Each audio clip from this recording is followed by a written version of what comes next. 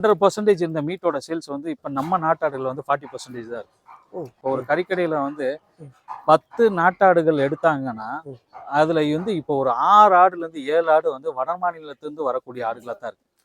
அதாவது பப்ளிக்கை வந்து full and ஃபுல்லாக ஃபோக்கஸ் பண்ணி ஏமாத்துற மாதிரி என்ன பண்ணிட்டாங்கன்னா வட இந்திய ஆடுகளை கொண்டு வந்து தமிழ்நாட்டுக்குள்ளே பூத்திட்டாங்க. நிறைய ஃபார்மிங்கிற பேர்ல மக்களுக்கு வந்து நல்ல ஹெல்த்தியான ஃபுட்டு கொடுக்கணுங்கிறத நம்மளுடைய நோக்கம். சரிங்க. விவசாயிகளுக்கும் அதுக்கு நோக்கம். இப்போ வட மாநிலத்துக்காரங்க தான் லாபம் அனுபவிக்கிறாங்களே தவிர்த்து நம்ம தமிழ்நாடை சேர்ந்த விவசாயிகளோ தமிழ்நாடை சேர்ந்த கால்நடை வளர்ப்பவர்களோ லாபம் இல்லை. சரிங்க. இப்போ உங்களுக்கே தெரியும், நிறைய நீங்க சந்தைகளில் போய் வீடியோ எடுக்கிறீங்க. லாஸ்ட் பக்ரீத்துக்குலாம் பார்த்தீங்கன்னா அவ்வளோ கோட்ஸும் வந்து பார்த்தீங்கன்னா அங்கே தம்பிச்சு தான் நின்றுச்சு.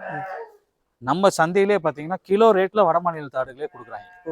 அதையும் நான் நேரடியாக பார்த்தேன். பார்க்கும்போது சில இடத்துல வருத்தங்கள் கூட. ஏன்னா நம்ம மக்களுக்கு வந்து ஹெல்த்தி ஃபுட்டு கொடுக்கணுங்கிறது தான் நம்மளுடைய நோக்கம்.